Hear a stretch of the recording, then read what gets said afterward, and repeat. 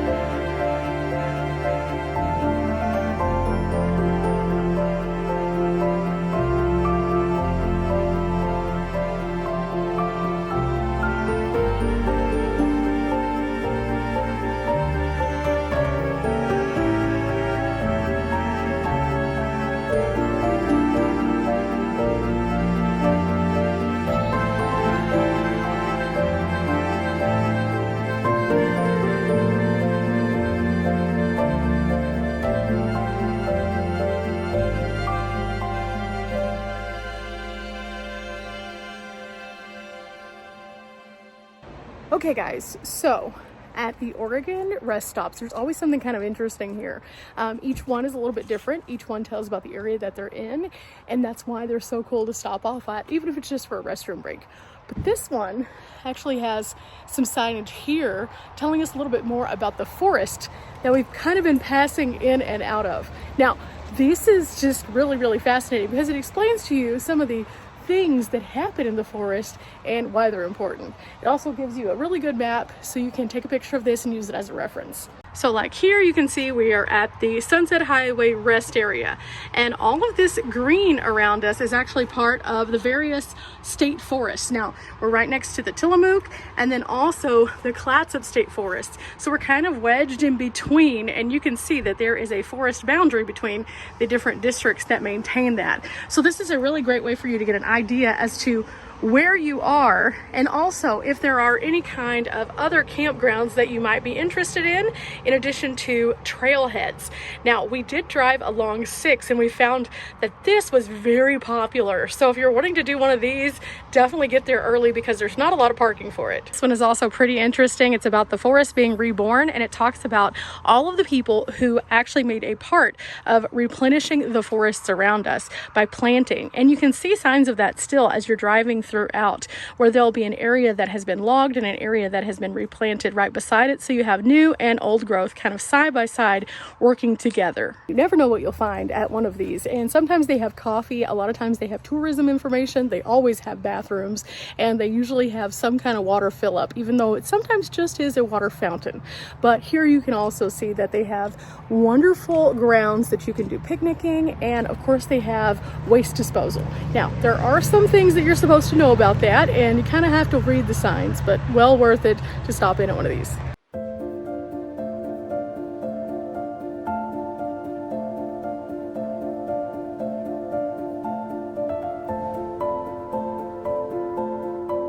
Good morning, adventurers.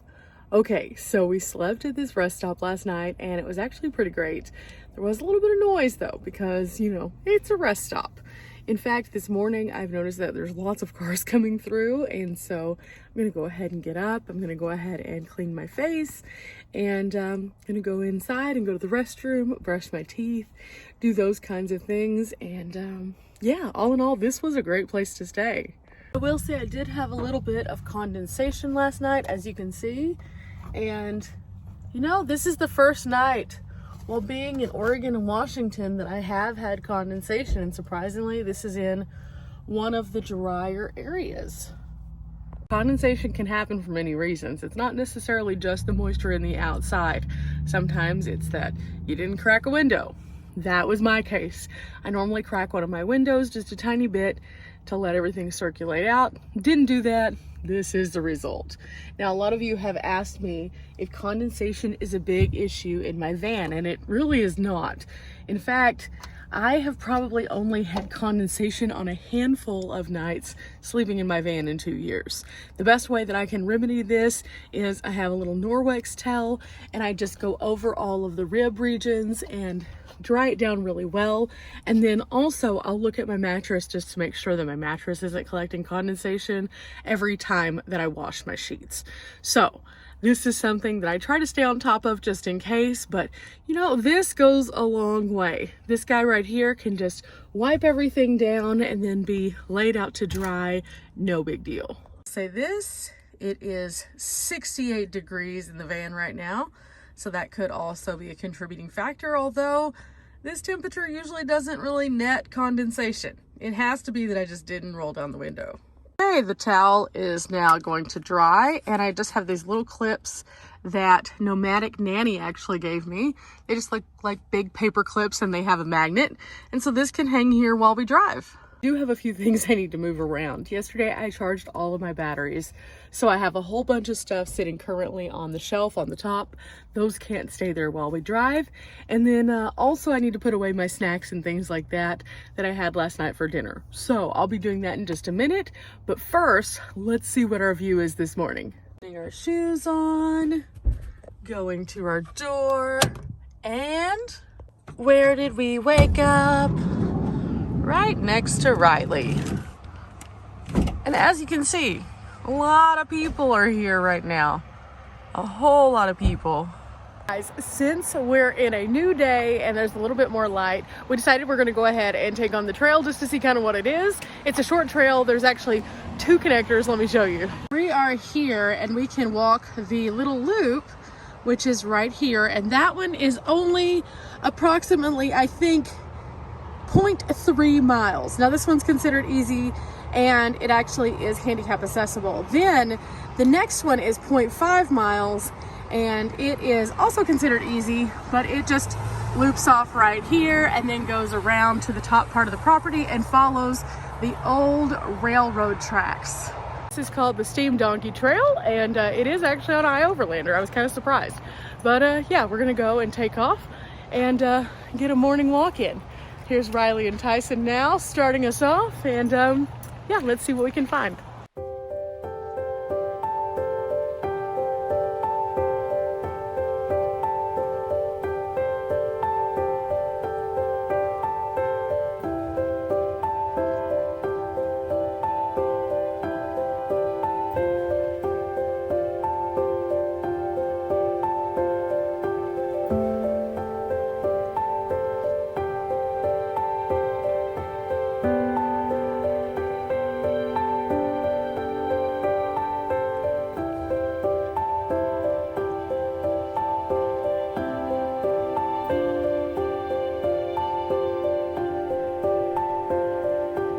this is the Pacific Northwest that I know and love. Ferns everywhere, mosses on top of everything, huge trees, and beautiful views. Yeah, this is why I love this area. It's gorgeous, although we are, again, inland just a little bit, so it's a bit warmer here. So it's a little bit more of a temperate, moderate kind of climate versus the coastal coldness that we've been experiencing before. So this is amazing. And we've been joking back and forth, Jurassic Park. Do do do do do. But really though, this is a gorgeous walk, and it being a short one, it's a great way to get up and stretch our legs this morning. So I'm gonna keep going, show you a few more of the cool things that I see, and well, this is how we're gonna start our day.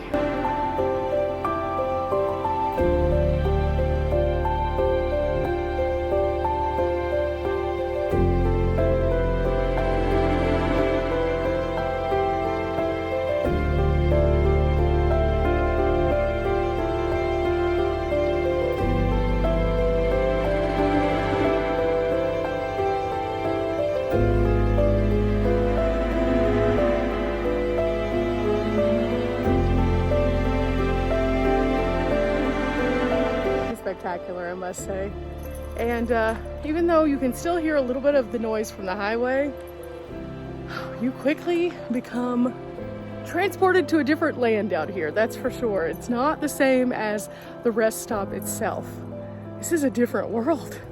It's so beautiful. And surprisingly, Riley randomly had cell service out here. I did not with AT&T though, so that's something to think about. I've been able to shoot off text messages while here, but I haven't been able to do anything that has to do with data. So yeah. I always love a good sign, and they actually have one on this trail, and it talks about logging in the 20s, and it talks a little bit more about how they might have done that. But also, you'll notice that the word donkey is used, and that was one of the reference points for this trail name. So here you can find a few of the historic photos, a little bit blown out because they've been in the sun, but the illustration is very nice here. One of the things that we just learned from this sign is how they actually used to log this area, and they didn't do it all by hand, surprisingly. They had equipment that would actually pull the logs down closer to where they would ship them on the trains. So super cool, brain wrinkles even on the hiking trail. Wow. But there's another sign up here. Let's see what this one is. This is the next sign. It just tells us that our trail continues this way, but if we wanted to do the spur, it actually goes off in this direction. Now remember, that's a half a mile spur that takes you kind of up and around. It is considered easy, but as you can see with roots there, definitely not handicap accessible.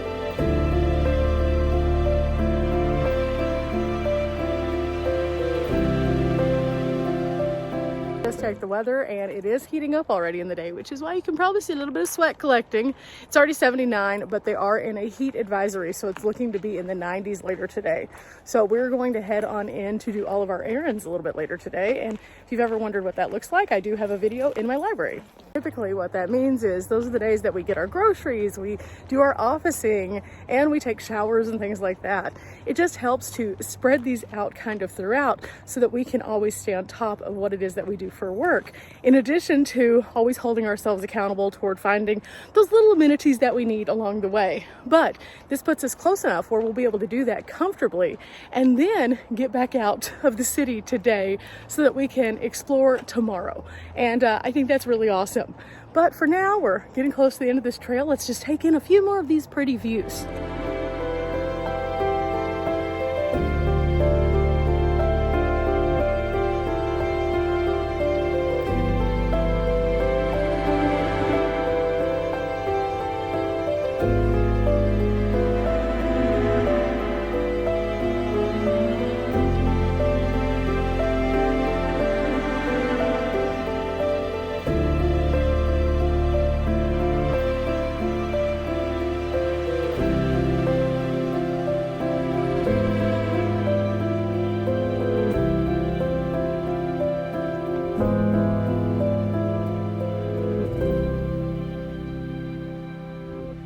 Guys, we've made it back to the van, and I think this is a good time for us to talk about a few tips if you're wanting to stay at an Oregon rest stop.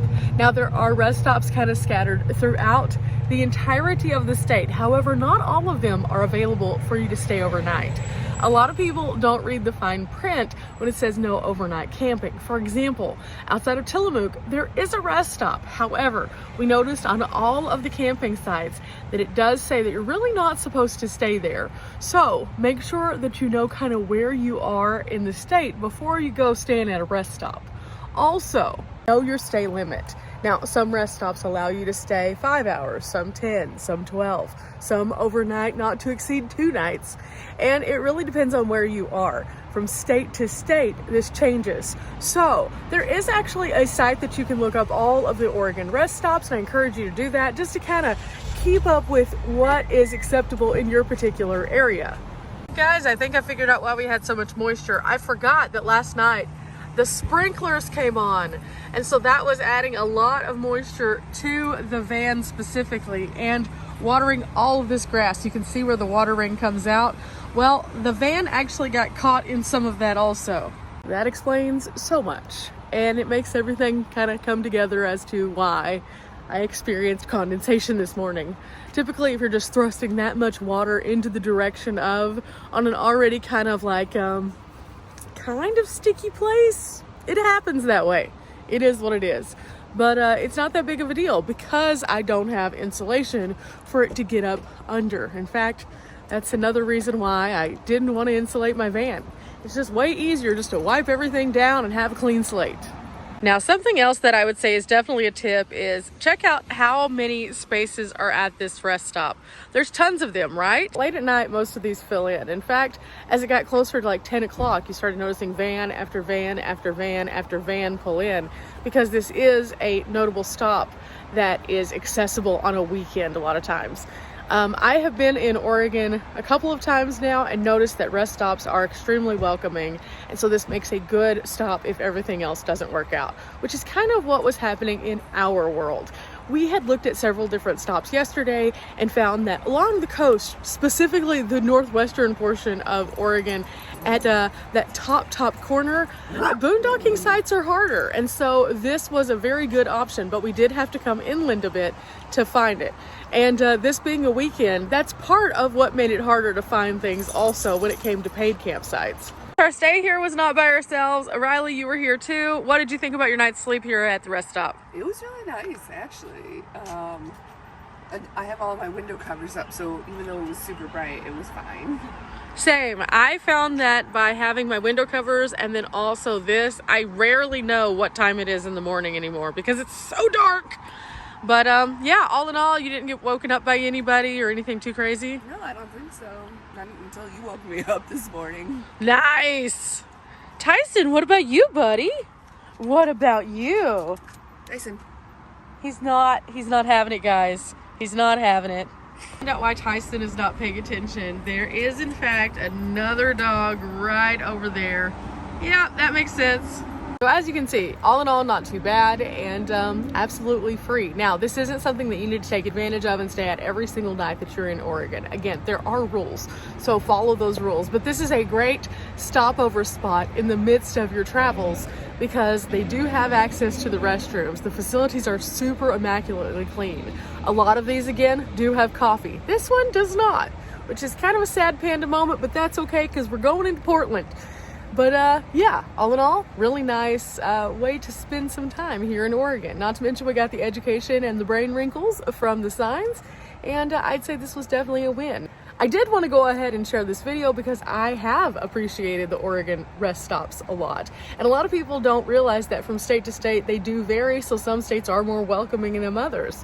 Oregon is definitely one of those. So if you're traveling here and you can't find something, especially in the central part of Oregon, there are a lot of these that you can stop off at. And I highly recommend you stopping, if nothing else, just to take a stretch break and learn from those signs. Till next time, guys, bye!